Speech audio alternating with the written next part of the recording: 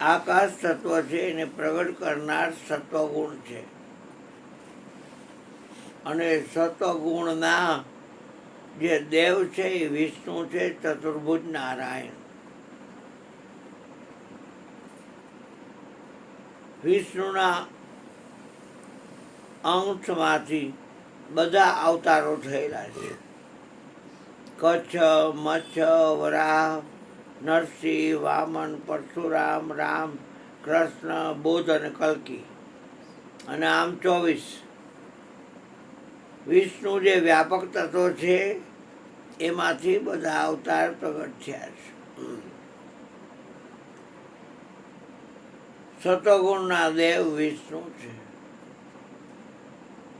આકાશને એને પ્રગટ કર્યું છે. આકાશનો અર્થ થાય આંખ એટલે આંકડા, અને એની આશા. હા, એની આશ. એટલે ઈચ્છા કરે કે અમને આંકડો મળે એમ. ફીચરિયા માગે આંકડો. થોડી વાર આયા કેટલાય આવે, ભાઈ અમે એવું કંઈ જાણતા નથી બેટા, તું એવું જાણતા હોય અહીંયા જાણ, આંકડા માગ. બાપુ કયો ને પંજો કે છક્કો કે ગલો રાણી રાજા જી કયો એ આંકડો લગાવીએ. અમે જાણતા નથી.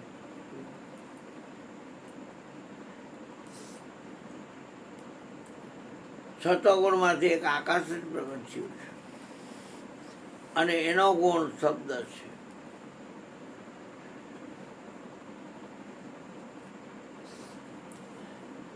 ઘણા આવીને કે બાપુ હું શબ્દ નડ્યો કે શબ્દ મને અડ્યો, તમે માની રાખશો બાપુ? નહીં, નહીં. શબ્દમાં સ્પર્શ સંભવતો નથી. તું એને અડી કેવી થાય, અને એ તને કેમ અડે? શબ્દ એટલે શબ્દ.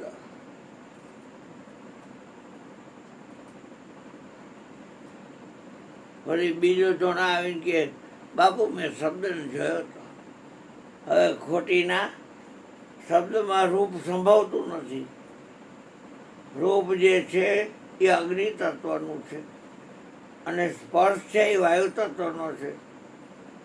શબ્દ તો આકાશ તત્વનો એક જ ગુણ છે. મરી ગયા તે એને જોયો ક્યાંથી હોય?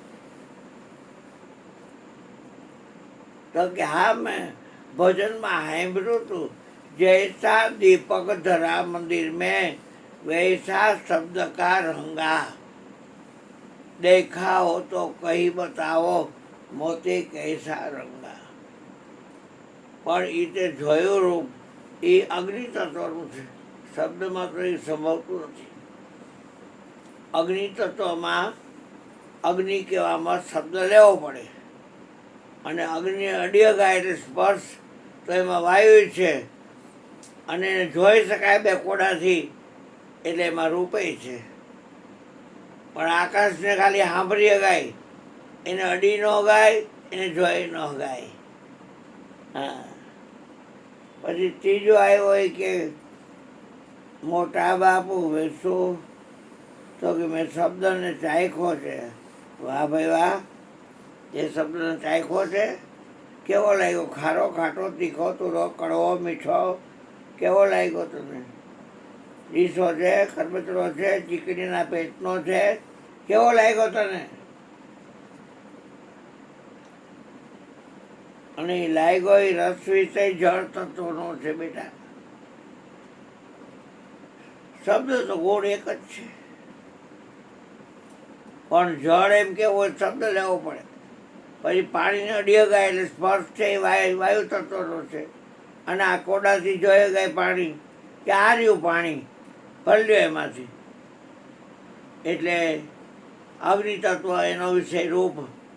અને આપણી તરસ છીપાઈ ગરસ ભરીને પી લઈ, આડો રૂમાલ રાખી અને ગાળીને પી લે તો આપણી તરસ છીપાઈ જાય. વળી એક આવ્યો હોય કે મેં શબ્દને હુંઘો છે બાપુ. મેં તો વાહો વાળી જાન ભાઈ પત્ર શું કાંડસ. તે શબ્દને ક્યાંથી ઊંઘો? ફૂલ છે શબ્દ છે, ગંધ ગુણ છે એ માતા ધરતીનો છે, પૃથ્વીનો. પૃથ્વી એમ કહેવું હોય તો શબ્દ લેવો પડે. પછી સવારમાં ઉઠો તો ધરતી માને પહેલી સલામ માતા ધરતીને કરીએ, જેની પીઠ ઉપર પગ દઈને ફરીએ. તો એને આમ કરીએ આપણે સવારમાં, એ સ્પર્શ પણ થાય, દેખાય કરી. ક્યાંક ધોરી જોડું હોય, ક્યાંક કાળી જોડું હોય, ક્યાંક રાતી જોડું હોય, ક્યાંક પીળી જોડ હોય.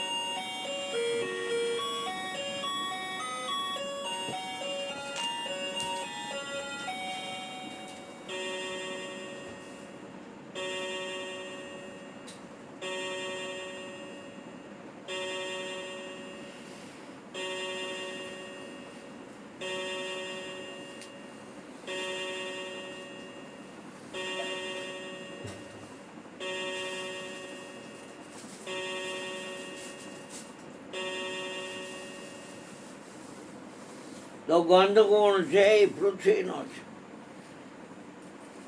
એક એક તત્વને એક એક ગુણ આપ્યો છે. પણ એક આકાશ જ એવું છે કે એમાં એક જ ગુણ છે અને એ છે શબ્દ. જીવ સમા એક શ્વાસ है, जीव शब्दની आस, निज जीव कुछ और है, जीव है आद अनाद. એટલે ગુરુજી બોલે કે હે જીવ, તું શબ્દનો પારખી થા. ત્યારે મારા ગુરુએ કીધું કે બેટા તું આત્મા છું. આ પાંચ વિષયનું માથું છે એ મારે ચરણે મૂકી દે, એટલે પાંચેય વિષય તારા વયા જાય. કારણ કે મારે જ્ઞાન તને આપવું છે, તારું આપવું છે. એ પાંચેય તત્વના પાંચ વિષય શબ્દ, સ્પર્શ, રૂપ, રસ અને ગંધ ગુરુજીને આપી દીધું માથું. માથું દીધું મેં કે, મેં તો માથું દીધું મેં કી. હે મારા સદગુરુજીના ચરણ કમળમાં મેં તો માથું દીધું મેં કી.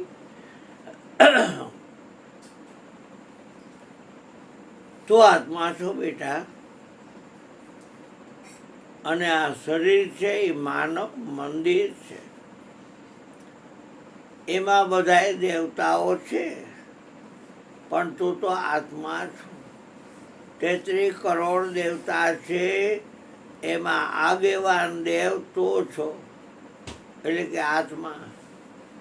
માનવ મંદિરથી મોટું મંદિર એકેય નથી, અને આત્માથી મોટો દેવ કોઈ છે નહીં.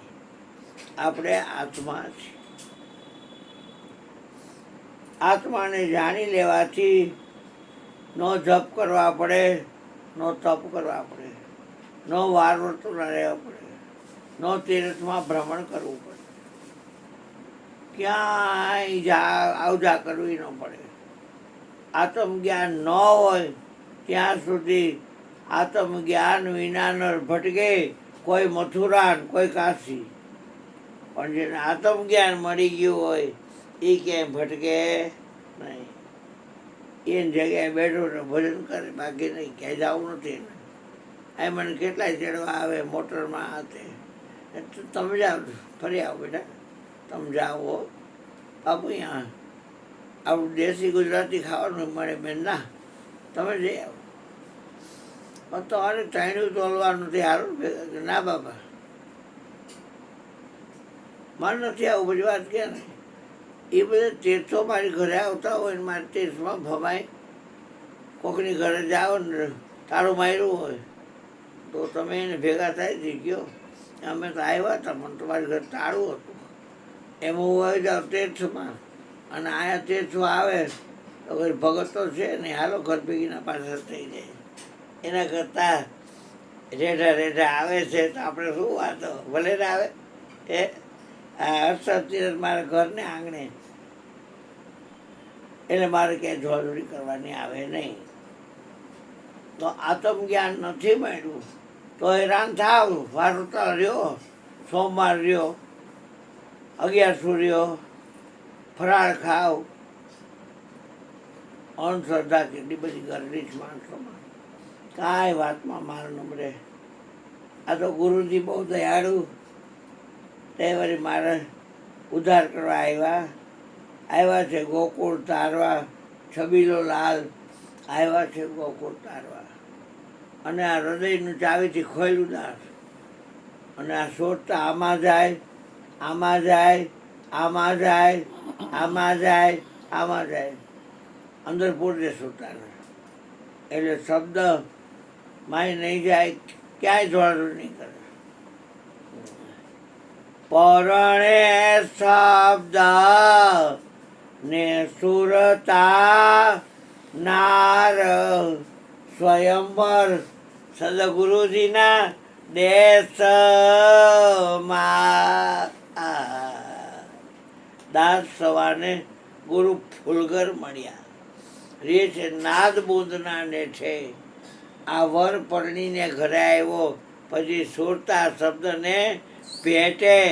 કોઈ આવી સુરતા સુગર સમેટે તો એના ઘટમાં સાહેબ ભેટે. ગુરુ કેવા દયાળુ કહેવાય. આપણું ભ્રમણ મટાડી દીધું. આપણે કોઈ માના પેટે હવે અવતાર લેવાનો આવે નહીં. જન્મવાને મરવાનું તમારું મટાડી દઉં ને ધરાવી દઉં અવિનાશીનું ધ્યાન રે. વિનાશીનું એવો અવિનાશીનું. અને આપણે જન્મવું ન પડે, મરવું ન પડે. આડી ઊભી કોઈ માના પેટે આપણે અવતાર લેવો પડે નહીં. એને સત્સંગ કરવાનું એને કીધું. પાછું પોતે બંધાણા કે સત્સંગ એ હું કરીશ અને તારી અંદર બોલીશ એ હું. તું હાવ નવરી વ્રત ઉપર આવી જા. એટલે હું હાવ નવરી વ્રત. મને કોઈ મફતે ન રાખે. રીંગણા મારી મરચાં ડીટ્યા ખાંડવા મફતે કોઈ ન રાખે. હાવ રિજેક્શન આઈટમ. પણ ભજન કરી શ્વાસે શ્વાસે એ કરે પામે. શ્વાસ આવે જાય. ભાઈ ભજન ગાય શ્વાસ આવે ને જાય. એને કોણ હલાવે? એને કોણ હલાવે? એને કોણ હલાવે? શ્વાસ આવે ને જાય. શ્વાસ આવે ને જાય. એને કોણ હલાવે? એટલે આવી વાત છે. હવે મયુરભાઈને કહી કે તમારી અમૃત ભરેલી વાણીનો અમને આસ્વાદ ચકાડો. હા ભાઈ, બોલવાનું કામ ગુરુજીનું છે. એ તમે બોજો લેતા નહીં. એટલે બોલી શકશો. અને આ ભાઈ આને પરસાદી દઈ દીધી બેટા.